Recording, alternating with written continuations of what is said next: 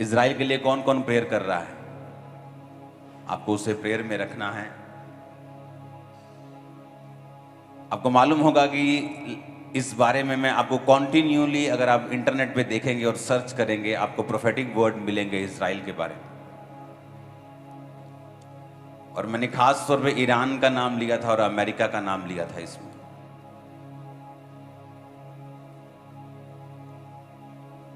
एक मिसाइल कल बता रहे थे न्यूज़ वाले कि जो निकलती है वहाँ से या उसको नष्ट करने के लिए इजराइल से, एक एक मिसाइल का जो कॉस्ट है वो 40-40 लाख रुपया है। 25 से 40 लाख रुपया एक मिसाइल की कॉस्ट है। तो आप इमेजिन करो, अगर 5000 मिसाइल भी हों तो कितने हजार करोड़ बनता है ये। आपको क्या लगता है उनके पास इतना पैसा कहां से आ रहा है? क्योंकि उनको कुछ देश हैं जो स्पॉन्सर कर रहे हैं। वो नहीं लड़ रहे, कुछ देश हैं उनके पीछे जो परमेश्वर के विरोधी हैं और वो लड़ रहे हैं उन देशों के पीछे। और लोग बता रहे हैं कि अभी युद्ध शुरू हो जाएगा, वो देश उसके साथ आ जाएगा, वो देश। जैसे पिछले दिनों में आपने सुना होगा न्यूज़ की परमाणु युद्ध हो जाएगा, वो आ जाएगा। और मैंने कहा था अभी ऐसा नहीं होगा। सुनो सुनो, छोड़ दो उसको। ए कैमरामैन,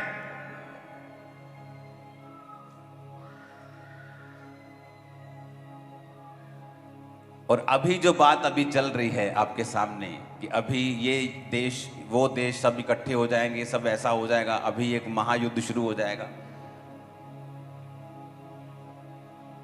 अगर आप स्पिरिट में देखने की आंखें आपके पास हों तो आपको मालूम होना चाहिए कि ये सिर्फ एक शुरुआत है। जब ऐसा होना होगा तो बातें नहीं होगी, एक्शन होगा। तो बातें नहीं होंगी न्यूज़ चैनल्स के ऊपर कि वो ये देश ये कह रहा है, वो देश ये धमकी दे रहा है, वो देश ये कह रहा है। जस्ट एक एक्शन होगा। फलस्तीन से नहीं होगा, गाजा से नहीं होगा, इजराइल के ऊपर होगा। और उसके बाद ये शुरू होगा जो अभी लोग बोल रहे हैं। मैंने कहा था दिन बुरे हैं, वो आगे और बुरे हैं और अंधेरे हैं। इसीलिए आपने देखा होगा कि जो मसीही लोग हैं वो ज्यादा चमक रहे हैं। इतने मिरेकल्स पहले कलीसियाओं ने कभी नहीं देखे। मैं आपको बता रहा हूं, मैं भी कलीसियाओं से ही आया हूं, मैंने भी लोगों को देखा है, मैं भी विश्वासियों के बीच में रहा हूं। इतने मिरेकल्स, इतनी हीलिंग्स, इतनी डिलीवरेंसेस कभी नहीं देखी। जिन जिन देशों ने इस लेवल पर डिलीवरेंसेस और हीलिंग्स को देखना शुरू किया है, आज वो कम से कम 60 और 70% क्रिश्चियन हो चुके हैं। उनके टाइम, उनके समय में भी ऐसा समय आया था कि जब इस तरह से परमेश्वर ने काम करना शुरू किया था। हमें लगता है कि पंजाब में कभी भी कम्युनियल जो राइट्स हैं वो नहीं होते, लेकिन फ्यूचर ऐसा नहीं है। पंजाब में बोलते हैं कि कभी भी दंगे नहीं होते धर्म के नाम पे, लेकिन फ्यूचर ऐसा नहीं है। तो हमें हर एक बुरी चीज के लिए तैयार रहना होगा। लेकिन इसीलिए लोग जो प्रेयर नहीं करते थे अब प्रेयर करते हैं। कोविड के बाद उन्होंने प्रेयर करनी स्टार्ट कर दी, और आगे वाला टाइम जो आने वाला वो कोविड से भी बुरा आने वाला है। तो जो लोग प्रेयर में होंगे, जो लोग फास्टिंग में होंगे, जो लोग परमेश्वर के साथ जुड़े हुए होंगे, जो लोग मसीह के नीचे होंगे, उन्हें कोई फर्क नहीं पड़ेगा, बल्कि वो और चमकेंगे, उनके और लिंक मजबूत होंगे और डिवाइन हेल्पर्स उनकी लाइफ में होंगे। तो आपको ये बात हमेशा समझ के रखनी है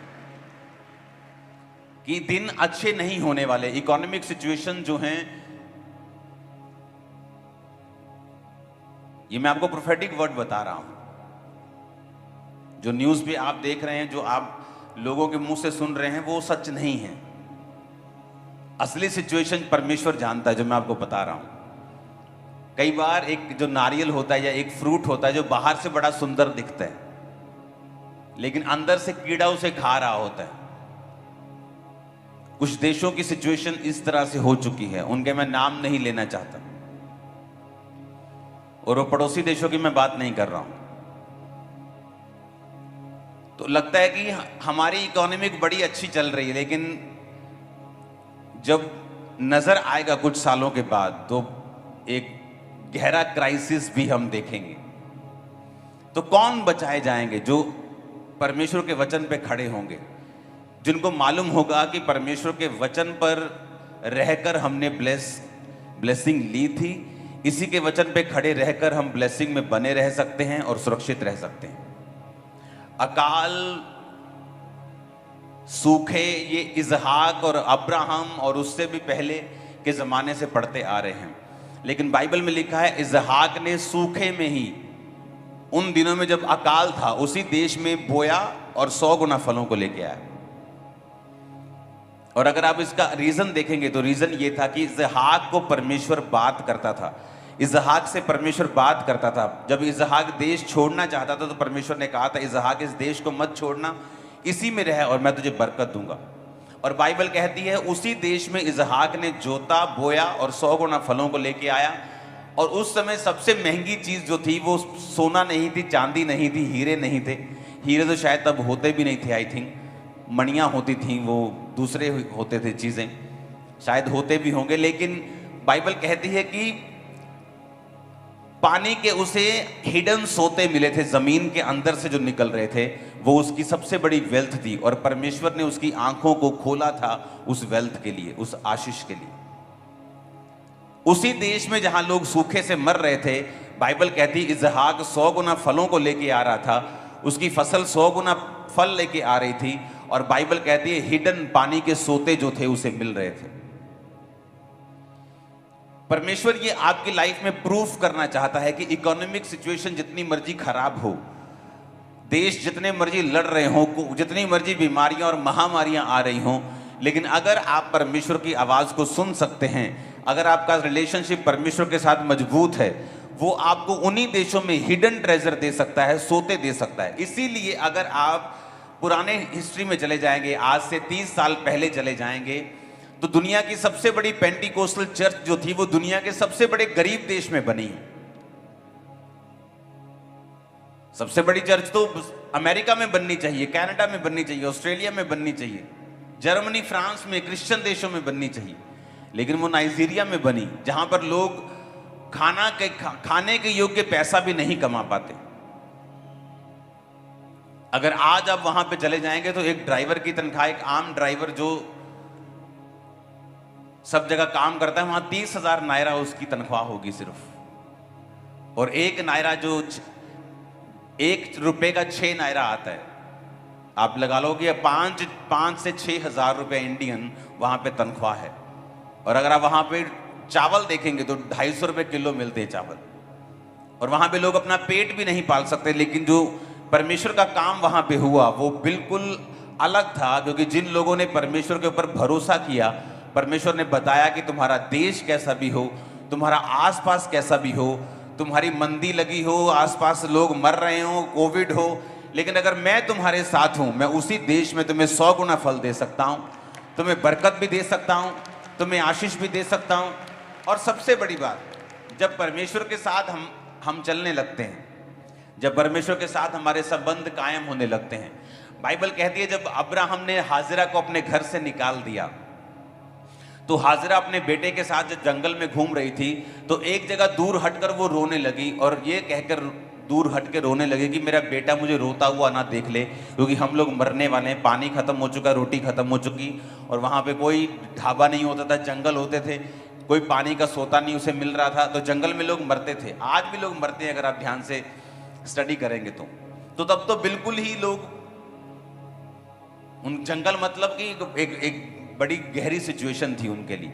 और बाइबल कहती है परमेश्वर का दूत हाजिरा से मिला, परमेश्वर ने हाजिरा की आंखें खोली, बाइबल कहती है, और उसे पानी का कुआं दिखाई दिया। पानी का कुआं नहीं था वो क्या था? वो जीवन था उसका और उसके बेटे का। लेकिन उसे पहले नहीं दिखाई दिया, पहले वो रो रही थी ये सोच के कि मैं मर जाऊंगी। उसने फाइंड करने की कोशिश की होगी, ढूंढने की कोशिश की होगी, लेकिन मिला नहीं।